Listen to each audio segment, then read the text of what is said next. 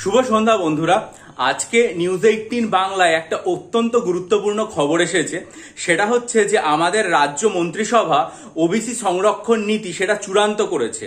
তারা যেটা জানিয়েছে সেটা হচ্ছে রাজ্যে ওবিসি সংরক্ষণ 7% থেকে বাড়িয়ে 17% করা হবে।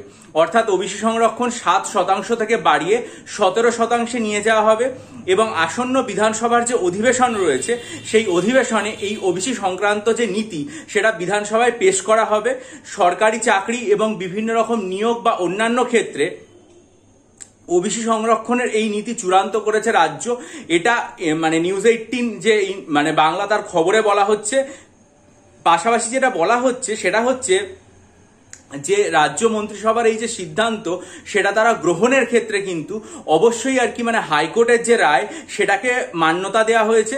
পরিষ্কার বলা হয়েছে আজকে মন্ত্রিসভায় গৃহীত যে এই সিদ্ধান্ত 7% থেকে বাড়িয়ে ওবিসি সংরক্ষণ 17% করার, এটা বিধানসভার যে ওবিসি সংরক্ষণ মানে বিধানসভার অধিবেশনে এটা পেশ করা হবে।